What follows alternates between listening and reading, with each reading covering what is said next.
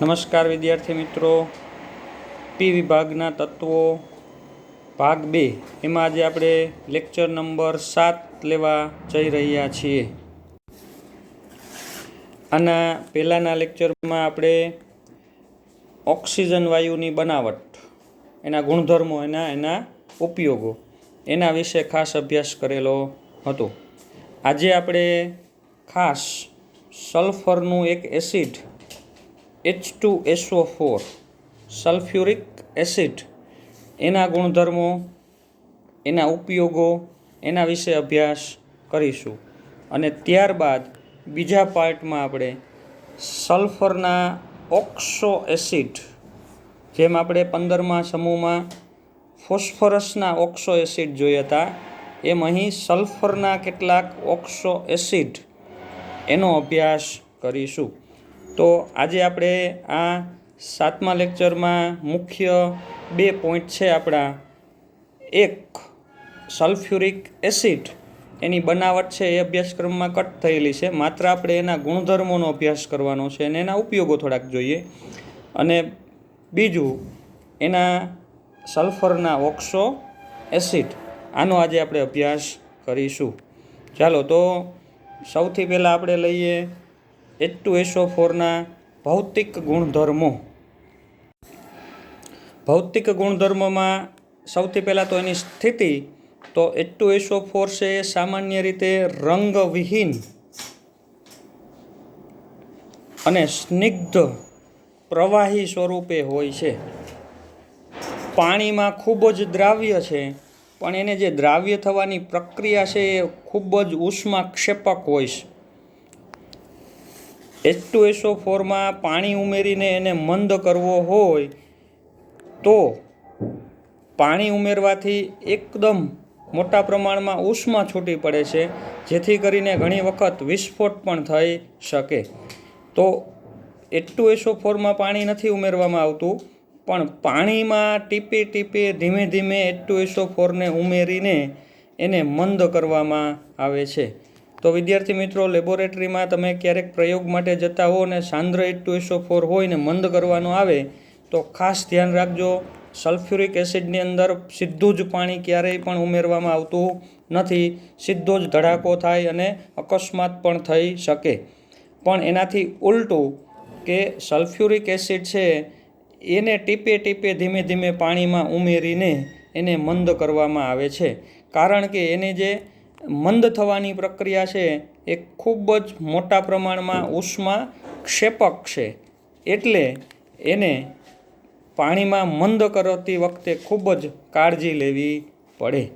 તો એના જે આ ભૌતિક ગુણધર્મો છે કે ભાઈ રંગવિહીન, સ્નિગ્ધ પ્રવાહી છે, પાણીમાં ખૂબ જ દ્રાવ્ય છે અને ઉષ્માક્ષેપક પ્રક્રિયા છે. એક એની વિશિષ્ટ ઘનતા 1.84. વિશિષ્ટ ઘનતા જ્યારે બોલીએ, ખાલી ઘનતા બોલીએ તો એકમ લખવો પડે, પણ વિશિષ્ટ ઘનતા બોલીએ ત્યારે એકમ લખવો પડે નહીં, કારણ કે એ ગ્રામ પ્રતિ મિલીલીટર જ એનો એકમ છે એ બતાવતા હોય. 1 મિલીલીટર પ્રવાહી છે એટલે મિલીલીટર લઈ, 1 મિલીલીટર એનું કદ લઈએ તો એનું દળ કેટલું થાય, તો 1.84 ગ્રામ, એટલે ગ્રામ પર મિલીલીટર એનો એકમ હોય ખાલી ઘનતા બોલીએ તો, અથવા વિશિષ્ટ ઘનતા બોલીએ તો 1.84. ઉત્કલન બિંદુ અને ઠાર બિંદુ, બરાબર. ઉત્કલન બિંદુ કેટલું છે, તો ખૂબ જ ઊંચું, 611 કેલ્વિન. એટલે કે આ તાપમાનેથી ઊંચા તાપમાને પોતે વાયુ અવસ્થામાં અસ્તિત્વ ધરાવશે, અને 611 કેલ્વિનથી નીચા તાપમાને પ્રવાહી અવસ્થામાં આવશે. એનાથી પણ નીચું તાપમાન લેતા આવીએ પ્રવાહીનું તો 283થી નીચા કેલ્વિને આવશું એટલે પોતે ઘન અવસ્થામાં આવશે, એટલે એને આપણે કહીએ ઠાર બિંદુ, બરાબર. તો ઉત્કલન બિંદુ છે 611 અને ઠાર બિંદુ છે 283. હવે આ જે ઉત્કલન બિંદુ છે 611 કેલ્વિન, એ ઘણી બધી રાસાયણિક પ્રક્રિયાઓ માટે ખૂબ અગત્યનું છે. ઉત્કલન બિંદુ ખૂબ ઊંચું હોય. પાણીનું ઉત્કલન બિંદુ તમે લોકો જાણતા હશો, 100 ડિગ્રી સેલ્સિયસ અથવા તો 373 કેલ્વિન. તો 373 કેલ્વિને પાણી છે એ બાષ્પ બને, પણ H2SO4 છે એ 611 કેલ્વિને બાષ્પ સ્વરૂપમાં આવે વાયુ અવસ્થામાં, એટલે કે જલ્દીથી બાષ્પ બનતી નથી. એટલે જ ઘણા બધા એવા વાયુઓ છે કે જેને શુદ્ધ કરવા માટે H2SO4નો ઉપયોગ કરવામાં આવે છે. એ પણ આપણે એના રાસાયણિક ગુણધર્મોમાં જોઈશું. તો આ કેટલાક અગત્યના એવા ભૌતિક ગુણધર્મો છે, તમારે યાદ રાખવાના. બરાબર છે. રંગવિહીન છે, સ્નિગ્ધ પ્રવાહી છે, પાણીમાં ખૂબ જ દ્રાવ્ય છે, એની વિશિષ્ટ ઘનતા 1.84, ઠાર બિંદુ અને એનું ઉત્કલન બિંદુ. આ થયા એના ભૌતિક ગુણધર્મો. ચાલો એના પછી હવે આપણે જોઈએ એના રાસાયણિક ગુણધર્મો. ચાલો તો રાસાયણિક ગુણધર્મો જોઈએ સલ્ફ્યુરિક એસિડના. તો સલ્ફ્યુરિક એસિડના રાસાયણિક ગુણધર્મો છે એ એની લાક્ષણિકતાઓને કારણે છે એ જોવા મળે છે. જુદી જુદી એની લાક્ષણિકતાઓ છે. ભાઈ પેલું તો એક એની આપણે પ્રથમ એની લાક્ષણિકતાઓ છે એનો અભ્યાસ કરી લઈએ, પછી આપણે દરેકના જે પ્રક્રિયાઓ થતી હોય જોઈએ. સૌથી પહેલું છે એ તો એનો પ્રબળ એસિડિક સ્વભાવ, એને કારણે કેટલીક પ્રક્રિયાઓ છે એ થતી જોવા મળે છે. બીજું છે એની નીચી બાષ્પશીલતા. તો નીચી બાષ્પશીલતાને કારણે એ કેટલીક પ્રક્રિયાઓ દર્શાવે છે, એ જોઈએ આપણે. સી તો એનો એક ખાસ સ્વભાવ છે પાણી પ્રત્યે પ્રબળ રાસાયણિક આકર્ષણ. પાણી પ્રત્યે પ્રબળ રાસાયણિક આકર્ષણ હોય તે પાણીને શોષવાનું કામ કરે છે. કેટલાક કાર્બનિક સંયોજનોમાંથી પાણી શોષી લે છે. એટલે એને બીજી રીતે કેવું હોય તો પ્રબળ નિર્જળીકરણ કરતા પણ એને કહી શકાય. બરાબર. ડિહાઇડ્રેશન કરી નાખે, પાણી છે એ અંદરથી શોષી લે છે, કારણ કે પાણી પ્રત્યે પ્રબળ આકર્ષણ ધરાવે છે એટલે. અને એના પછીનો એક એનો ખાસ અગત્યનો એવો રાસાયણિક ગુણધર્મ જોઈએ તો શું છે? પ્રબળ ઓક્સિડેશન કરતા એનો સ્વભાવ. તો આ સ્વભાવને કારણે પણ એ કેટલીક રાસાયણિક પ્રક્રિયાઓ દર્શાવે છે, એનો અભ્યાસ છે આપણે કરીશું. તો વિદ્યાર્થી મિત્રો, સલ્ફ્યુરિક એસિડના રાસાયણિક ગુણધર્મો જે છે એમાં આપણે ખાસ એની લાક્ષણિકતાઓ કઈ કઈ છે, બરાબર, એની લાક્ષણિકતાઓ કઈ કઈ છે એને અનુરૂપ એની રાસાયણિક પ્રક્રિયાનો અભ્યાસ છે આજે આપણે કરીશું. ચાલો તો પહેલી લાક્ષણિકતા શું છે? એનો પ્રબળ એસિડિક સ્વભાવ. એસિડિક સ્વભાવ એટલે એસિડ કોને કહેવાય? તો જે પાણીમાં નાખવામાં આવે અને H+ આયન મુક્ત કરે, પ્રોટોન મુક્ત કરે. જલીય દ્રાવણમાં H+ ઉત્પન્ન થતા હોય તો આપણે એને એસિડ કહીએ. સલ્ફ્યુરિક એસિડ એમાં તો 2 H આવેલા છે, H2. આયનીકરણ 2 તબક્કામાં થાય. પહેલાં એક H+ મુક્ત થાય, એનો આયનીકરણ અચળાંક Ka1. બીજા તબક્કામાં બીજો H છૂટો પડે, એનો આયનીકરણ અચળાંક Ka2. Ka1 is greater and greater than Ka2, ખૂબ જ મોટો છે. એનો અર્થ કે પહેલો H જે ઉત્પન્ન થાય છે એની એસિડિક પ્રબળતા છે એ ખૂબ જ ઊંચી છે. એનું મૂલ્ય પણ Ka2 કરતાં ઘણું ઊંચું હોય છે. Ka નું મૂલ્ય, આયનીકરણ અચળાંકનું મૂલ્ય જેમ ઊંચું એમ એસિડની પ્રબળતા ખૂબ વધારે કહેવાય. તો Ka1નું મૂલ્ય ખૂબ જ ઊંચું હોવાથી ખાસ યાદ રાખજો, H2SO4 શા માટે પ્રબળ એસિડ છે? તો એનો જવાબ શું આવે? એનો Ka1 પ્રથમ આયનીકરણ અચળાંક છે એ ખૂબ ઊંચો છે, એટલા માટે એકદમ પ્રબળ એસિડ છે. હવે એની જો પ્રક્રિયા કરવામાં આવે બેઝિક કોઈ પદાર્થ સાથે તો 2 પ્રકારના ક્ષાર બનાવે છે.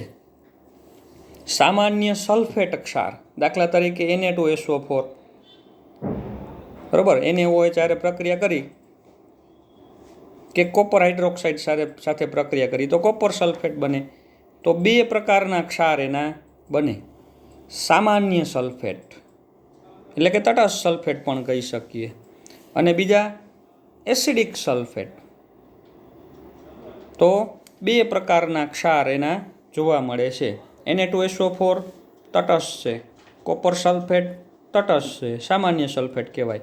પણ એને HSO4 સોડિયમ બાયસલ્ફેટ તો એસિડિક સલ્ફેટ 2 પ્રકારના ક્ષાર બનાવે છે.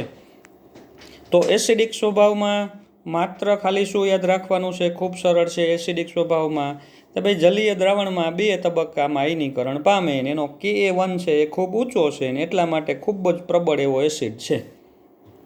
બીજું તો 2 પ્રકારના ક્ષાર બનાવે છે, સામાન્ય સલ્ફેટ બનાવે અને એસિડિક સલ્ફેટ બનાવે છે. એવી રીતે 2 પ્રકારના ક્ષાર બને છે. તો પ્રથમ થયો એનો એસિડિક સ્વભાવ. ચાલો બીજું જોઈએ આપણે, નીચી બાષ્પશીલતા. આપણે હમણાં જ એના ભૌતિક ગુણધર્મો અહીં જોયા હતા, બરાબર? ત્યારે પણ મેં અહીં તમને સ્પષ્ટતા કરેલી હતી કે ખૂબ જ ઊંચું ઉત્કલન બિંદુ ધરાવે છે, 611 કેલ્વિન. એટલે ઝડપથી બાષ્પમાં ફેરવાઈ જતો નથી. તો એનું ઉત્કલન બિંદુ છે ખૂબ ઊંચું હોવાથી નીચી બાષ્પશીલતા ધરાવે છે, બરાબર? એકદમ નીચી બાષ્પશીલતા ધરાવે છે. એનું કારણ શું? તો એનું ઉત્કલન બિંદુ છે 611 કેલ્વિન. એટલે સામાન્ય રીતે ઝડપથી બાષ્પમાં ફેરવાઈ જતો નથી. હવે આ જેની નીચી બાષ્પશીલતા છે એ ગુણધર્મનો ઉપયોગ કરીને એનો ઉપયોગ ક્યાં કરી શકાય?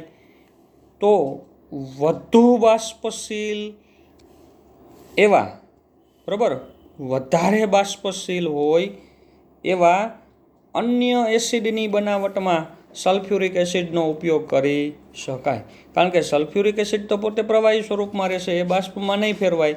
પણ બીજો એની સાથે બનતો એસિડ છે બાષ્પમાં બાષ્પ સ્વરૂપે અસ્તિત્વ ધરાવશે, એને અલગ કરીને ઠંડો પાડીને પાછો પ્રવાહી સ્વરૂપમાં મેળવી શકાય.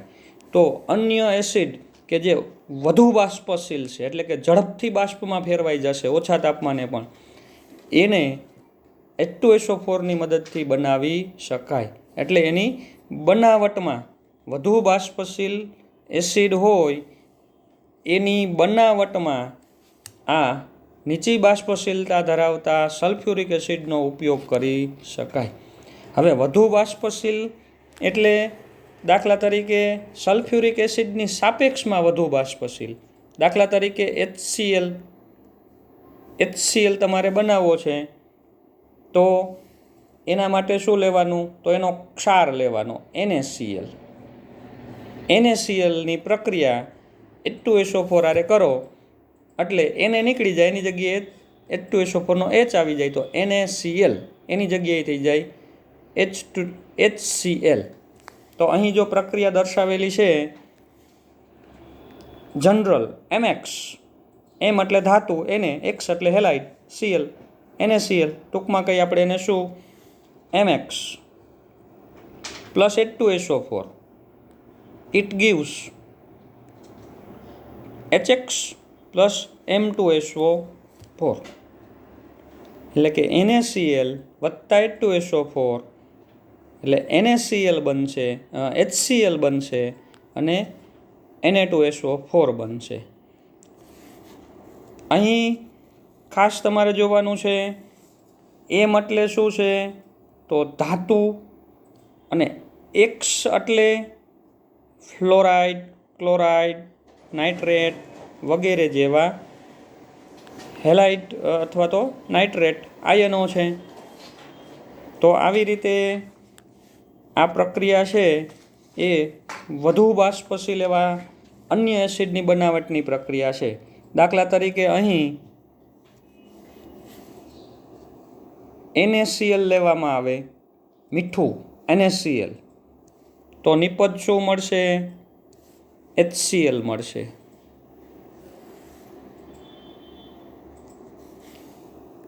જો MX તરીકે સોડિયમ ફ્લોરાઇડ લેવામાં આવે NaF, તો નિપજ શું મળશે? HF હાઇડ્રોફ્લોરિક એસિડ મળશે. જો અહીં MX તરીકે સોડિયમ નાઇટ્રેટ લેવામાં આવે NaNO3 તો અહીં નિપજ શું મળશે? HNO3. તો મીઠું અને H2SO4 ની પ્રક્રિયા કરો તો HCl વાયુ બનશે. સોડિયમ ફ્લોરાઇડ NaF ને H2SO4 સાથે પ્રક્રિયા કરો તો HF બનશે. અને સોડિયમ નાઇટ્રેટ NaNO3 એની પ્રક્રિયા કરવામાં આવે તો HNO3 નાઇટ્રિક એસિડ છે એ મળશે. આ બધા એસિડ જે છે HCl, HF, HNO3 એ H2SO4 ની સાપેક્ષે ખૂબ ઊંચી બાષ્પશીલતા ધરાવે છે. એટલે H2SO4 પોતે બાષ્પ બનીને ઉડી જતો નથી, એ તો પ્રવાહી સ્વરૂપે રહેશે, પ્રક્રિયા કરશે, પરંતુ નવો બનતો એસિડ બાષ્પ સ્વરૂપે અલગ આવી જશે.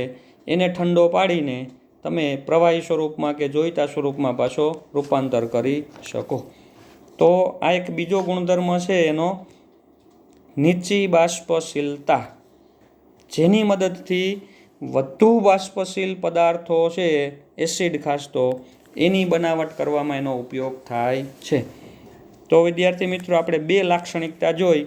પ્રથમ કઈ હતી? એની પ્રબળ એસિડિક સ્વભાવ, એને કારણે કેટલાક ક્ષાર બનાવે. બીજું, નીચી બાષ્પશીલતા, એને કારણે અન્ય એસિડની બનાવટમાં વપરાય છે.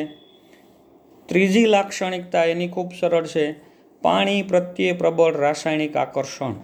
કારણ કે સલ્ફ્યુરિક એસિડના બંધારણમાં OH સમૂહ આવેલા હોય, ધ્રુવીય, એને કારણે એ પાણીના અણુને પોતાની તરફ આકર્ષે છે. તો પાણી પ્રત્યે પ્રબળ આકર્ષણ ધરાવે છે. પાણી પ્રત્યે પ્રબળ આકર્ષણ ધરાવે છે. એટલું બધું આકર્ષણ છે કે કાર્બનિક સંયોજનો હોય તો એમાંથી પણ પાણીનું શોષણ કરી લે છે. દાખલા તરીકે કાર્બનિક સંયોજનોમાં આપણે લઈએ કાર્બોહાઈડ્રેટ એટલે કાર્બન, હાઇડ્રોજન અને ઓક્સિજનથી બનેલું સંયોજન. દાખલા તરીકે ગ્લુકોઝ છે, ફ્રુક્ટોઝ છે, સુક્રોઝ એટલે કે ખાંડ. તો આ બધા સંયોજનો છે કાર્બોહાઈડ્રેટ કહેવાય. અહીં એક સુક્રોઝનું બંધારણ આપેલું છે મેં, C12H22O11, સુક્રોઝ એટલે કે ખાંડ. હવે એની અંદર જો સલ્ફ્યુરિક એસિડ ઉમેરવામાં આવે તો હાઇડ્રોજન અને ઓક્સિજનથી બનતું પાણી H2O એનું પોતે શોષણ કરી લેશે. હવે પાણીનું શોષણ કરી લઈએ તો બાકી શું વધશે? એમાં માત્ર ખાલી કાર્બન એટલે કે કોલસો. તો એને કારણે શું થશે? તો કાર્બોહાઈડ્રેટ સંયોજન એકદમ કાળા રંગનું દેખાશે. એટલે કે એને બાળી નાખે છે, બાળીને કાળું પડી જાય છે. તો આ જે પ્રક્રિયા છે એને ચેરિંગ પ્રક્રિયા કહેવાય. ચેરિંગ એટલે તોડવું અથવા એને બાળી નાખવું, એમાંથી પાણી ખેંચી લેવું. ચેરિંગ પ્રક્રિયા, એને તોડી નાખે છે આખા અણુને, અને માત્ર કાર્બન વધે છે. તો આ ચેરિંગ પ્રક્રિયા આપે છે. તો પાણી પ્રત્યે પ્રબળ આકર્ષણ ધરાવે છે. એટલું આકર્ષણ છે કે કાર્બનિક સંયોજનમાંથી પણ પાણીને દૂર કરે છે. કાર્બોહાઈડ્રેટ સંયોજનો છે એને બાળીને કાળા પાડવાની જે એક આખી પ્રક્રિયા છે એને એની ચેરિંગ પ્રક્રિયા છે એ કહેવામાં આવે છે. તો એક પ્રક્રિયા અહીં દર્શાવેલી છે, સુક્રોઝ એટલે કે ખાંડ, એમાં H2SO4 એડ કરવામાં આવે એટલે કાર્બન અને પાણીઓ મુક્ત થશે. પાણી છે એ H2SO4 શોષી લેશે, જેને પરિણામે માત્ર ખાલી વધશે કાર્બન. એટલે ખાંડ છે એકદમ કાળા રંગની છે એ જોવા મળશે.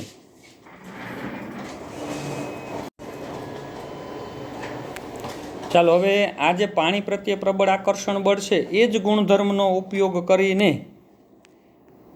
એનો પ્રબળ નિર્જળીકરણ કરતા તરીકે પણ ઉપયોગ કરી શકાય. પાણીને દૂર કરનાર, પાણી શોષી લેશે, સંયોજનમાંથી પાણી શોષી લેશે. તો કોઈ પ્રક્રિયા ન કરતા હોય તેવા ભીના વાયુઓને શુષ્ક કરવા માટે પણ H2SO4નો ઉપયોગ થાય છે. બરાબર, કોઈ વાયુ છે એને આપણે બનાવ્યો પણ ભેગી પાણીની બાષ્પ છે, તો એને દૂર કરવા માટે શું કરવું પડે? તો આ વાયુને સાંદ્ર H2SO4માંથી પસાર કરવાનો. પાણી જેટલું હશે એની સાથે એ શોષી લેશે, વાયુ એમાંથી પસાર થઈને બહાર નીકળી જશે. પણ શરત એક કે આપેલો વાયુ છે એ પાછો સલ્ફ્યુરિક એસિડ સાથે પ્રક્રિયા કરતો હોવો જોઈએ નહીં. જો એની પ્રક્રિયા થતી હોય તો કંઈક નવું જ સંયોજન બની જશે, તો એને શુષ્ક કરી શકાય નહીં, તો રાસાયણિક પ્રક્રિયા થઈ જશે.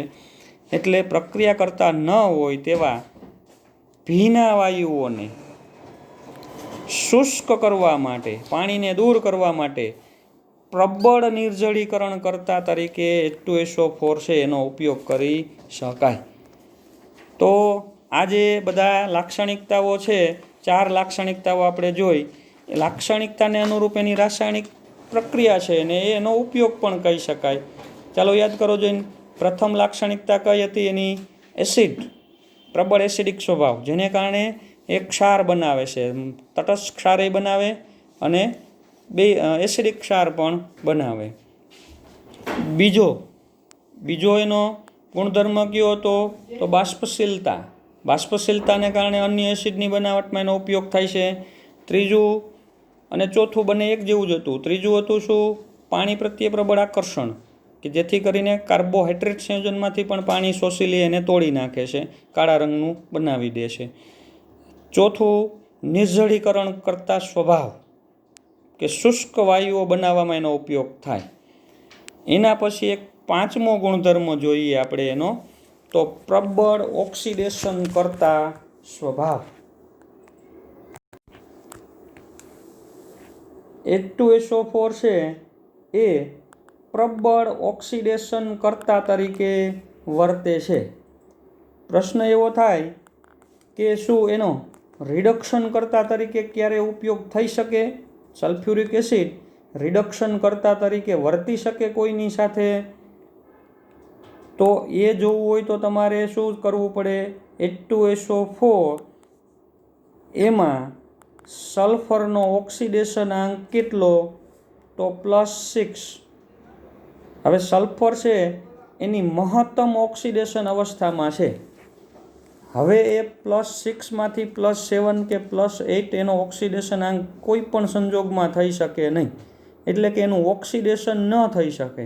ઓક્સિડેશન ન થઈ શકે એટલે એ રિડક્શન કરતા તરીકે કોઈ પણ સંજોગોમાં વર્તી શકે નહીં.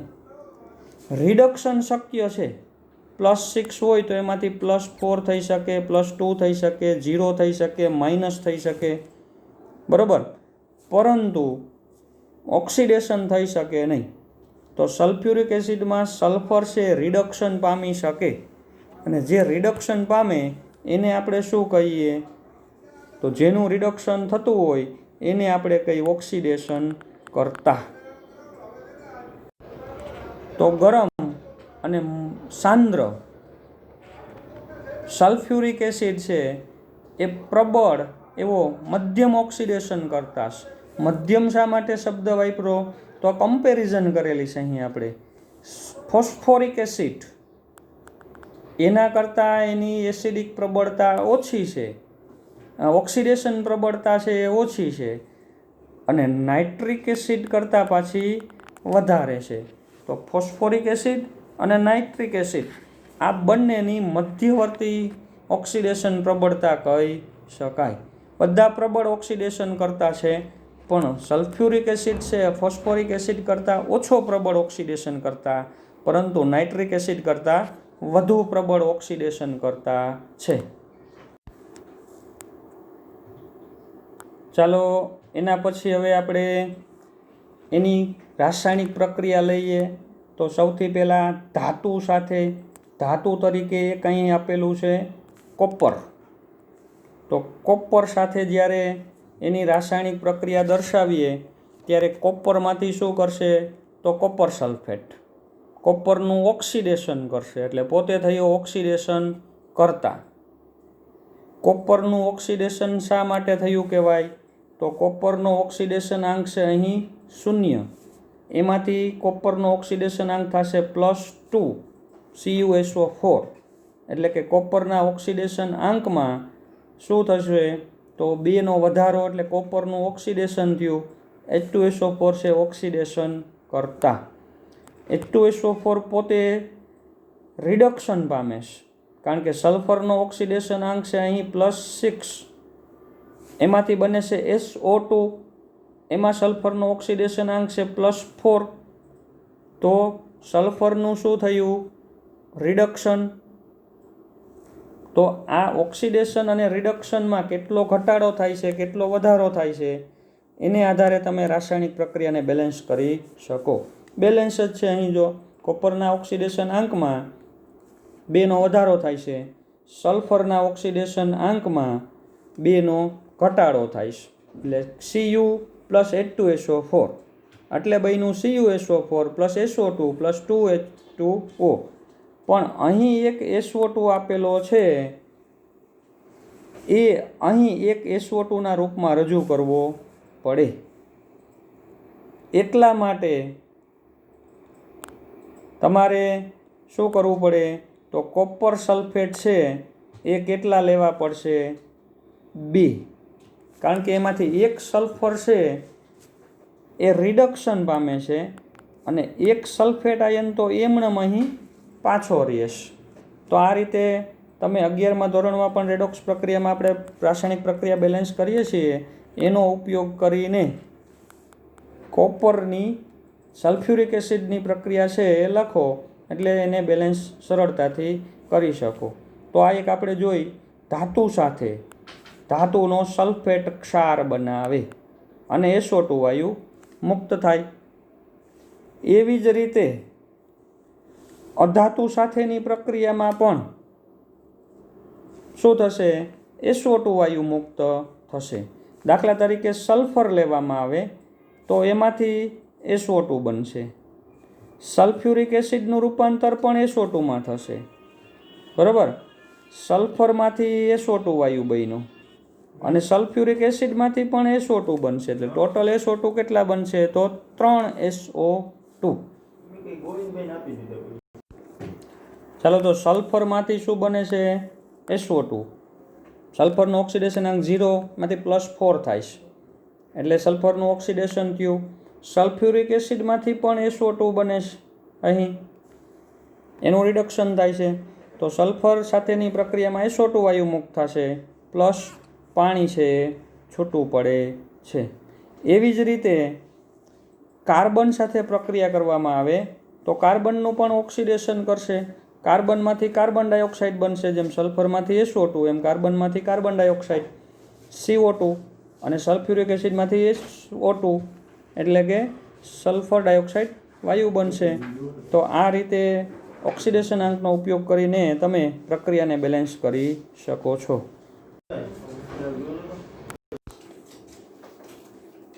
તો વિદ્યાર્થી મિત્રો, H2SO4નો પ્રબળ ઓક્સિડેશન કરતા સ્વભાવ, એમાં ધાતુ સાથે શું કરે છે? તો ધાતુનો સલ્ફેટ બનાવે, SO2 વાયુ મુક્ત થાય. સલ્ફર સાથે સલ્ફરમાંથી SO2 વાયુ બનાવે, પોતાનાથી પણ SO2 વાયુ મુક્ત થાય. કાર્બન સાથે પ્રક્રિયા કરે તો કાર્બન ડાયોક્સાઇડ વાયુ બનાવે અને SO2 વાયુ છે એ મુક્ત થાય છે. તો સલ્ફ્યુરિક એસિડ છે એની 5 લાક્ષણિકતાઓ આપણે જોઈ, બરાબર? એને અનુરૂપ એના ગુણધર્મો, એની રાસાયણિક પ્રક્રિયાઓ અને એનો ઉપયોગ છે એ થાય છે. 5 લાક્ષણિકતાઓ કઈ હતી? તો પહેલું હતું એનો એસિડિક સ્વભાવ, બીજું ઊંચી બાષ્પશીલતા, ત્રીજું પાણી પ્રત્યે પ્રબળ આકર્ષણ, ચોથું તો નિર્જળીકરણ કરતા સ્વભાવ, અને 5મું છે એનો પ્રબળ ઓક્સિડેશન કરતા સ્વભાવ. એને અનુરૂપ એની રાસાયણિક પ્રક્રિયાઓ છે, રાસાયણિક ગુણધર્મો છે એ દર્શાવે છે. ચાલો, એનાથી આગળ હવે આપણે 16મા સમૂહમાં છેલ્લો મુદ્દો લઈએ, તો સલ્ફરના ઓક્સો એસિડ. જેમ 15મા સમૂહમાં આપણે ફોસ્ફરસના જુદા જુદા ઓક્સો એસિડ જોયા હતા, એવી રીતે સલ્ફરના ઓક્સો એસિડ. તો સલ્ફરના એક સલ્ફર હોય, એક સલ્ફર, આમાં બધી જો એક સલ્ફર છે ખાલી, એવા ઓક્સો એસિડ છે એ અહીં પહેલાં મેં દર્શાવેલા છે. H2SO3 સલ્ફ્યુરસ એસિડ, H2SO4 એટલે કે સલ્ફ્યુરિક એસિડ અને H2SO5 એટલે કે પરમોનોસલ્ફ્યુરિક એસિડ અથવા તો કેરોઝ એસિડ તરીકે ઓળખવામાં આવે છે. તો આ ત્રણે તો ખૂબ જાણીતા છે. સલ્ફ્યુરસ acid H2SO3, sulphuric acid H2SO4 અને એક ઓક્સિજન હજુ પણ વધારે આવી જાય તો પર લાગી જાય આગળ, પર મોનોસલ્ફ્યુરિક એસિડ એટલે કે કેરોઝ એસિડ. બરાબર બરાબર છે. દરેકમાં શું ફેર છે? તો H2SO4 છે, H2SO3 એમાં ડબલ બોન્ડથી એક ઓક્સિજન જોડાયેલો છે. H2SO4 એમાં કેટલા? તો 2 ઓક્સિજન છે એ ડબલ બોન્ડથી જોડાયેલા છે. અને H2SO5 તો એમાં 3 ઓક્સિજન છે, 2 ઓક્સિજન ડબલ બોન્ડથી જોડાયેલા છે, પણ એક ઓક્સિજન છે ત્રીજો એ પેરોક્સો લિંક બનાવે છે. એટલે એને પર પ્રત્યય છે આપણે આગળ પૂર્વક છે એ લગાડીએ છીએ, પૂર્વક તરીકે પર લગાડીએ છીએ, એટલે પર મોનોસલ્ફ્યુરિક એસિડ. તો H2SO3માં 1 ઓક્સિજન ડબલ બોન્ડથી, H2SO4માં 2 ઓક્સિજન ડબલ બોન્ડથી જોડાયેલા છે અને H2SO5માં 2 ઓક્સિજન પ્લસ 1 ઓક્સિજન પેરોક્સો લિંક બનાવે એટલે એને પર આગળ લાગે છે. બાકી દરેકમાં OH સમૂહની સંખ્યા કેટલી થશે? તો 2. દરેકમાં 2 OH સમૂહ છે એ આવેલા છે. દરેકમાં કેટલા છે? તો 2. પેરોક્સોમાં જોઈએ તો એમાં પણ 2 OH સમૂહ છે એ આવે છે. પણ ઓક્સિજન સલ્ફર સાથે કેટલા છે જોડાયેલા ડબલ બોન્ડથી, એને આધારે આપણે એના આ 3 જે પ્રકાર છે એક સલ્ફર પરમાણુવાળા એવા 3 બનાવ્યા, H2SO3, H2SO4 અને H2SO5. આગળ પણ તમે અત્યાર સુધીના અભ્યાસમાં ઘણી વખત આ નામ આવી ગયેલા છે એટલે સરળ છે. ચાલો એના પછી હવે આપણે આ જે સલ્ફર પરમાણુ છે અહીં એની સંખ્યા 2 હોય તો એમાં કેટલા એસિડ શક્ય છે એ જોઈએ અહીં. તો H2H2O3 નામ જોઈએ આપણે પહેલાં. તો H2H2O3 એટલે કે થાયોસલ્ફ્યુરિક એસિડ, H2H2O4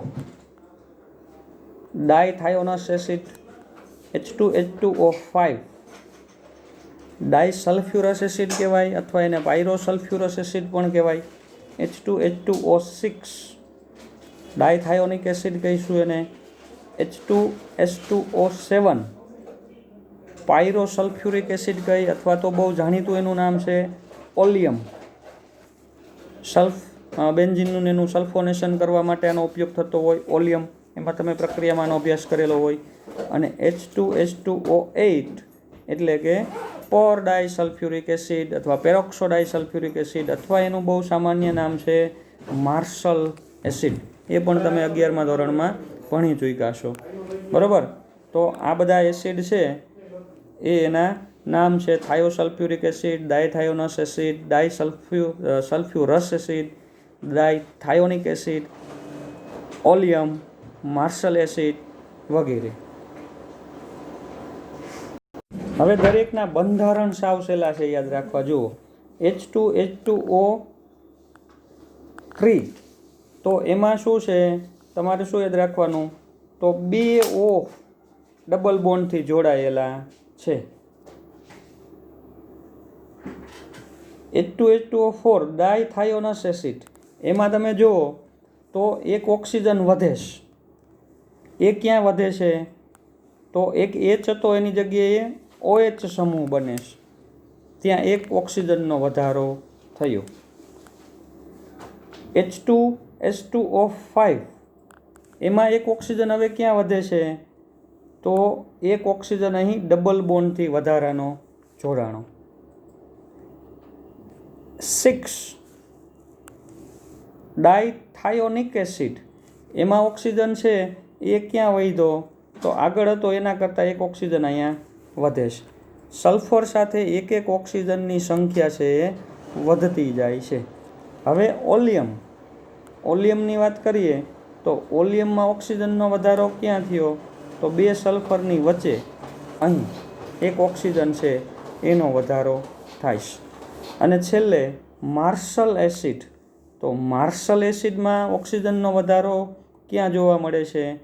તો આ પેરોક્સો લિંક બને છે, એમાં એક ઓક્સિજન છે એ વધે છે. તો વિદ્યાર્થી મિત્રો, તમને પ્રથમ એક H2SO3 ડાય સલ્ફ્યુરસ એસિડ એનું એક બંધારણ ખાલી પાકું કરો, પછી એના ઉપરથી એક ઓક્સિજન છે એ વધારતો જવાનો છે. બીજામાં ઓક્સિજનનો વધારો ક્યાં થયો? તો અહીં OH સમૂહમાં થયો. ત્રીજામાં ઓક્સિજનનો વધારો તો એક સલ્ફર સાથે ડબલ બોન્ડથી વધારાનો જોડાણો. ચોથામાં આ એક ઓક્સિજન અહીં વધારાનો આવ્યો છે. 7 ઓક્સિજન માટે લઈએ તો 2 સલ્ફરની વચ્ચે અહીં એક ઓક્સિજન છે એનો વધારો થયો.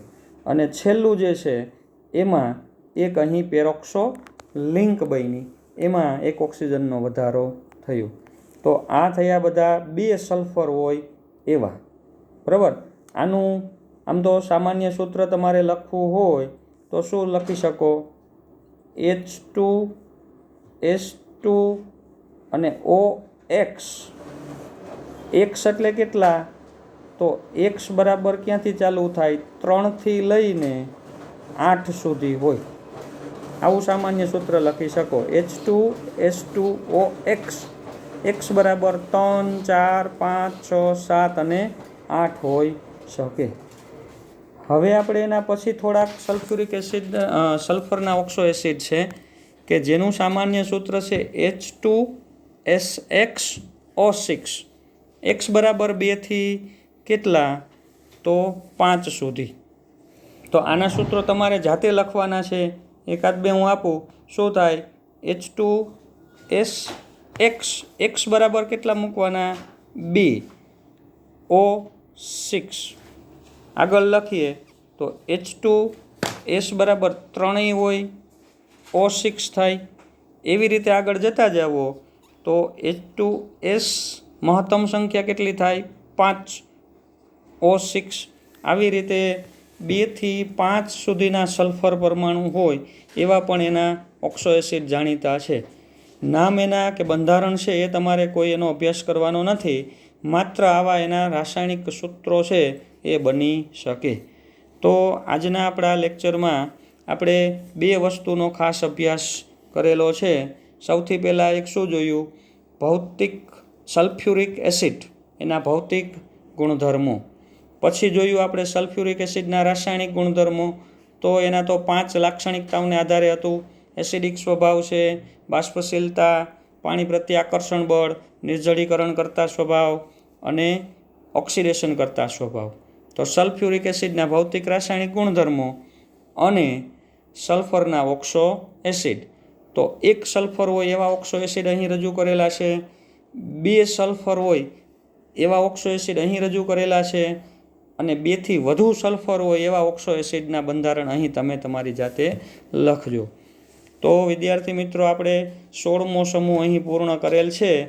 હવે આના પછીના આપણા 8મા લેક્ચરમાં આપણે 17મો સમૂહ હેલોજન સમૂહ છે એનો વિસ્તૃત અભ્યાસ કરીશું.